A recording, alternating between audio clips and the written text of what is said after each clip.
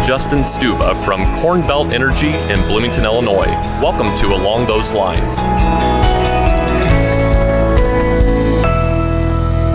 Support for this podcast comes from CoBank, a cooperative bank that has delivered loans, leases, and other financial services to America's electric cooperatives for more than 50 years. Hi, everyone. This is a podcast about electric cooperatives, the work they do, and the challenges they face. I'm your host, Scott Hoffman.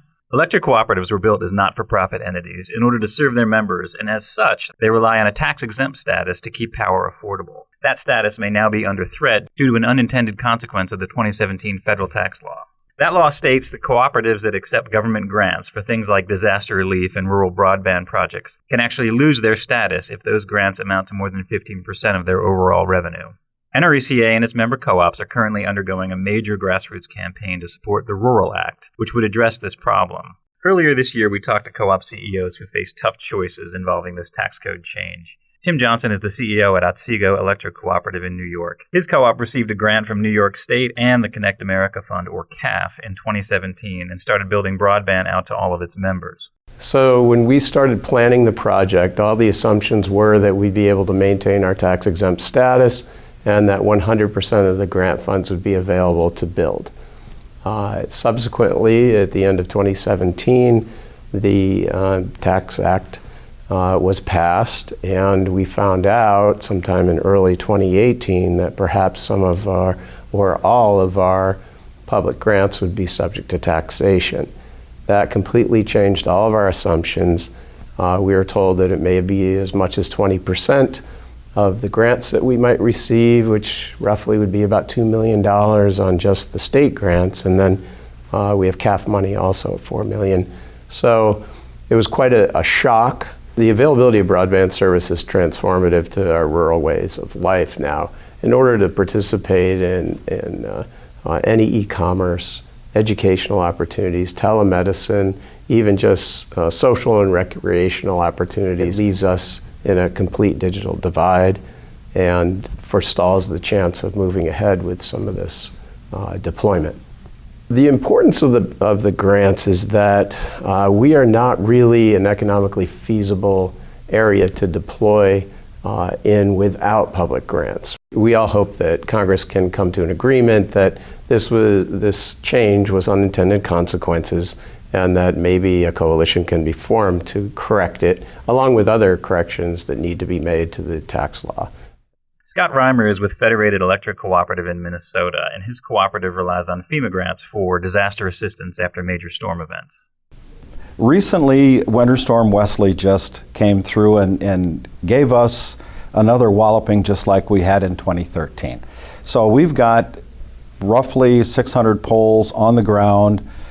We already know that the state of Minnesota is likely going to declare an emergency. That will transcend into a federal emergency, so that brings FEMA into the picture. With the 8515 rule not being passed yet by Congress, we are in jeopardy of receiving FEMA funds, putting us over that 15% income from an outside source.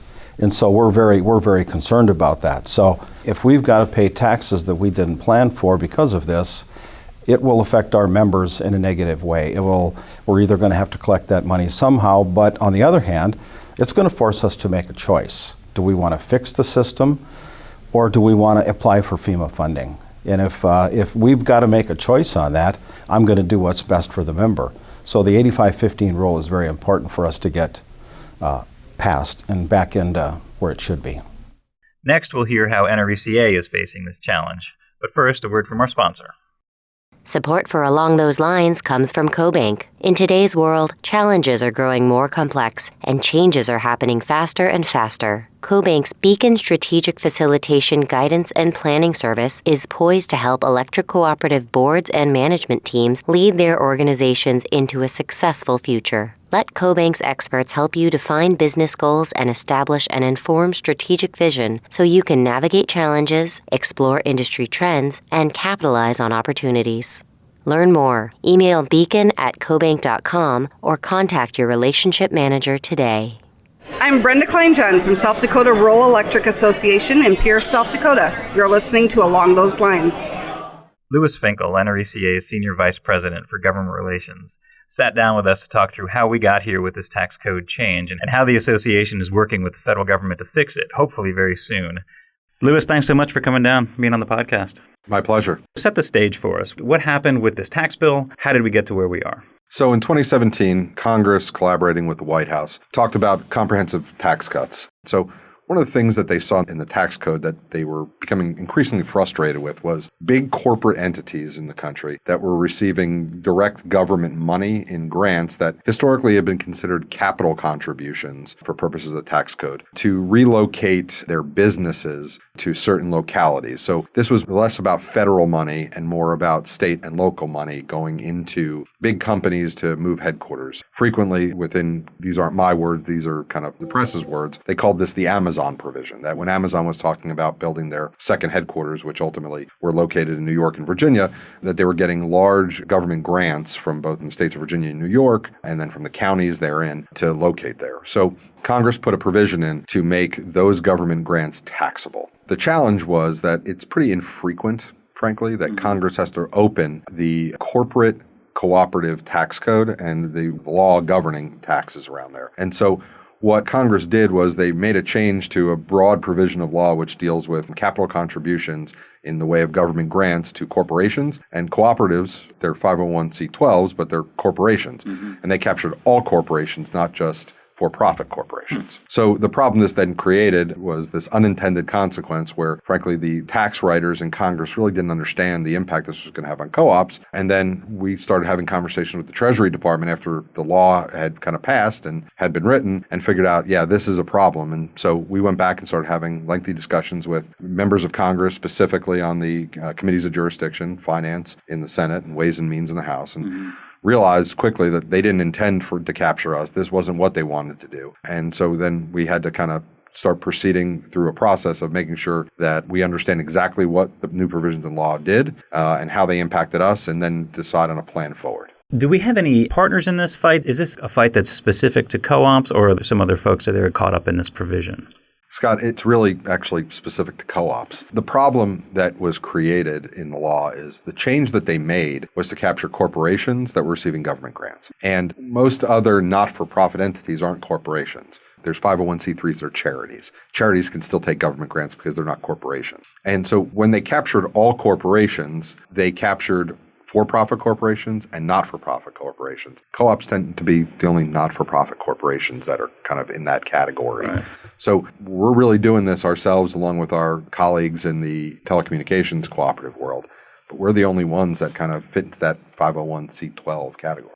For the listeners who think that you make a mistake in a bill like this, you just get a majority to vote for it and fix it, what do you say to them? Why is it so much more complicated? Let me start from this standpoint. I think that the first piece we had to do is make sure we understood that Congress didn't intend to do what they did to us, right, and didn't intend to jeopardize our tax-exempt status if we receive government grants.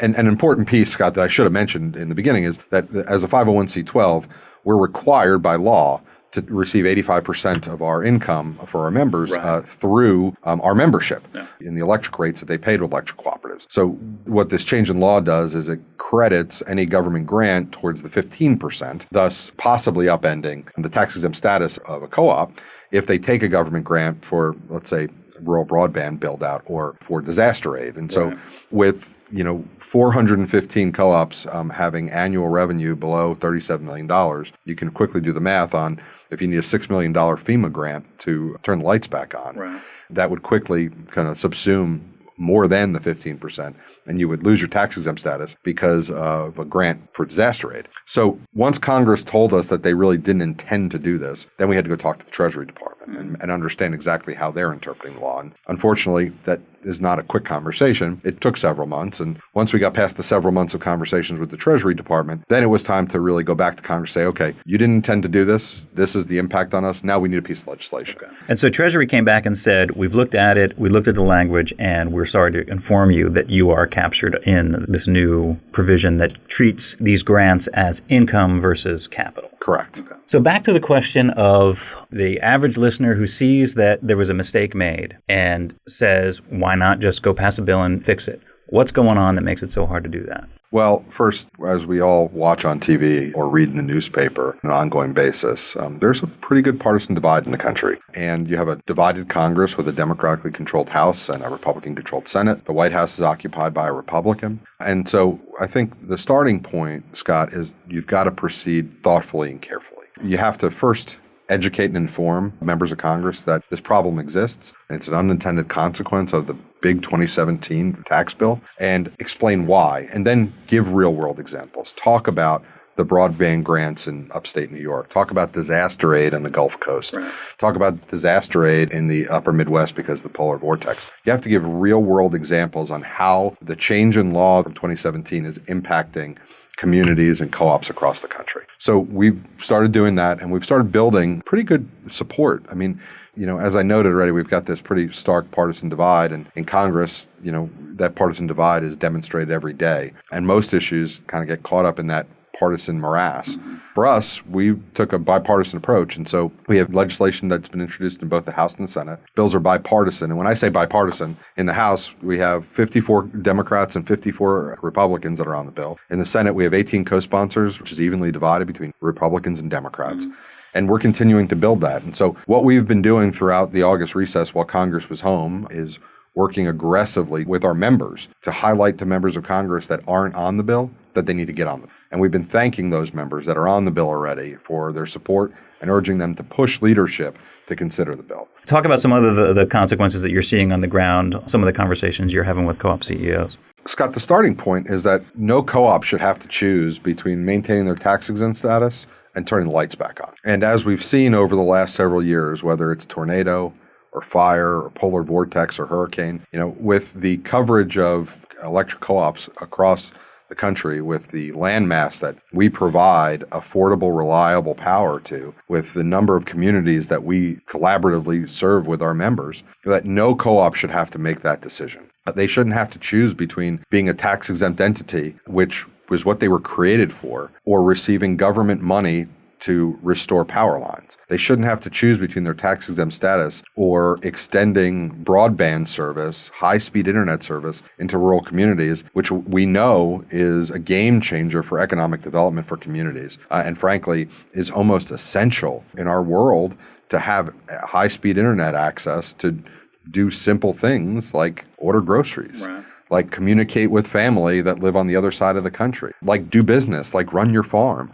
And the bill is called the Rural Act. Describe exactly what that does. It's a fairly tight bill. There's not much to it. No, it changes Section 118 of the Internal Revenue Code to kind of restore the ability of co-ops to receive government grants as capital contributions instead of having those government grants be taxable. Okay. What exactly is the timetable on this? This is something we want to get done in the short term, right? Well, we don't want any co-op anywhere in the country to have to make that choice between receiving a government grant and maintaining their tax-exempt status. So we are telling Congress this is an urgent problem that needs to be dealt with as soon as possible. Our hope is to try to resolve this year. Whether the bill moves freestanding or it's part of a larger package, that's not our decision to make. That's Congress's decision to make. Yeah, and as we're taping this, there's a hurricane churning off the Florida coast, and it kind of puts an exclamation point on how vital it is, because there's going to be co-ops, more than likely, in the coming months that need FEMA money, and they're going to be right up against a real choice,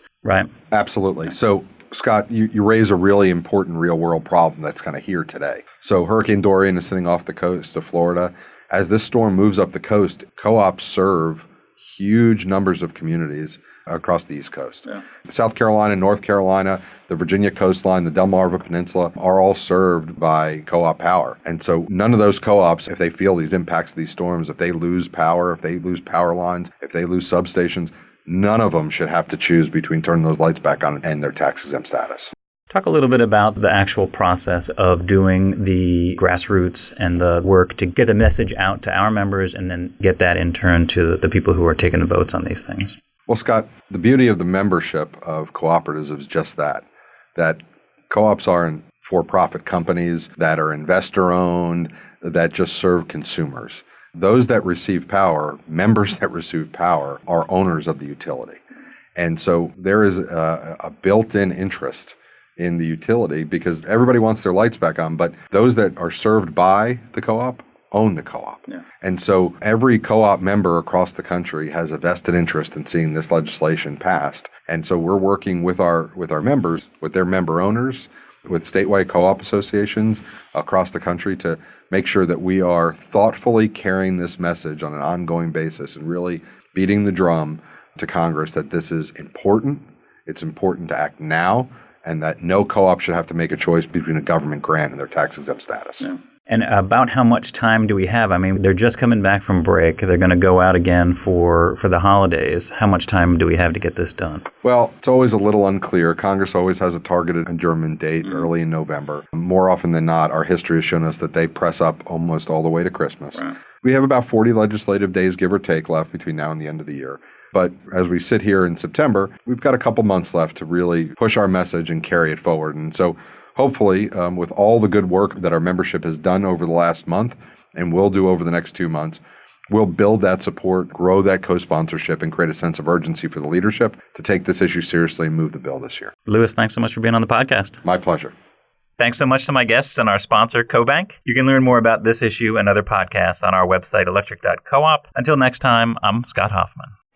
I'm Eric Peterman from Sulphur Springs Valley Electric Cooperative in Sierra Vista, Arizona. Thanks for listening to Along Those Lines. Subscribe and rate us on your favorite podcast app.